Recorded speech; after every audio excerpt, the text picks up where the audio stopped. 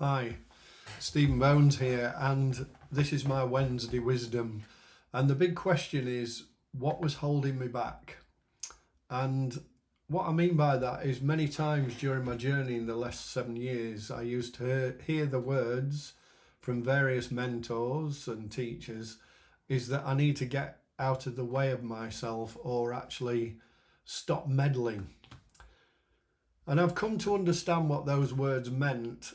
And what we tend to do is get in our own way, and we hold ourselves back. And so, if I go on a bit, and what I mean is, like, for instance, we think we know how we need to make a living, and whether we're aligned to making that living or not, in the way we do it, we think we know better. So we keep pushing and pushing and pushing and finding out that it's not really where we need to be. And that was probably my journey. I was just concerned about making money. And I remember saying to many people that I would shovel cow muck or sheep manure just to make money. I wasn't bothered what I had to do to make money, and I was very serious. I would have done anything, and I more or less did. I had a skill in sales, and I wasn't really in love with the product or any passion about what I was selling or any benefits to people. I just used to get on with it. And so what I've come to understand is that I now try and practice on a daily basis of not getting in the way of myself. And here's another one for you. How many times do we actually make a commitment to do something that, like go out or um, engage in an activity that at the time it just felt so good? It was like, yes, I want to be there and I want to do this.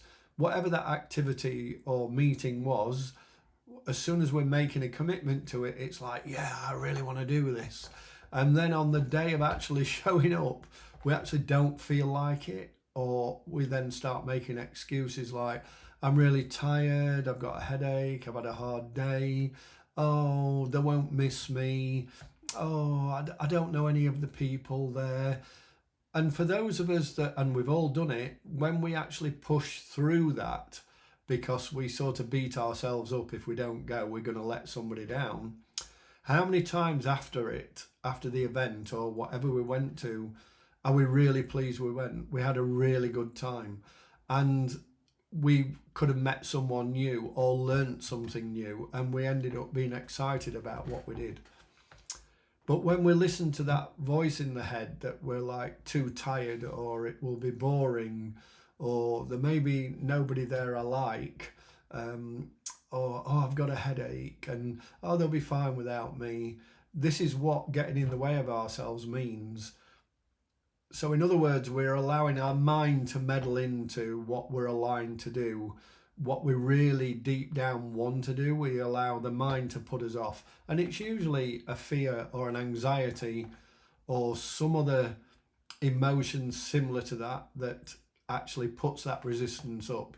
Because what I've learned to do is feel, and I teach my students, feel past that resistance, and we get to what targeting by journeying and different methods of what actually was causing that. And it's quite fascinating what actually turns up. And I've lost count over the years where I've really resisted doing something or I've meddled in it. And I look back and I think, well, I wonder what I've missed, or I wonder if it held me back. Because we don't know what we don't know. And what I do know is that when we just let go and follow the initial instinct or the intuition that came in, that we were aligned with that excitement when we first agreed to it, some amazing things begin to happen. I've had money offers, free tuition that helps me on my journey, and even opportunities that I'm really pleased I engaged with because they've helped me on the journey. And that's what's really called synchronicity. Life begins to flow, and my life began to flow when I began to let go and not meddle. Because what happens is we allow energy to flow through and we begin a healing process. And many of the people I work with and help and support are experiencing the same. They're experiencing synchronicity and life flows better. And it's a bit like these drums behind me. These are a team of drums that I work with, and you as an individual could be drawn to either one of them. And the energy cut that comes through these drums begins a type of healing process, and it's different for each one. So I can't sort of explain it because we're all on our, no one drum fits all, if you know what I mean. We're all on a different process. So the point I'm making about this is I'll do demonstrations at Mind Body Spirit that's run by White Light Events. And after a demonstration, people will see what the drums can actually do, and they experience the frequency and what they do. And at that moment, they take my card, and the many say to me, "Oh yeah, I'd love to do a one-to-one, or I want to join one of your sessions." And I know that when they get back home, they look at it and they don't take action. That's because something's got in the way. The resistance steps in. And that's what was holding me back in my journey. And many times in the last 7 years, I've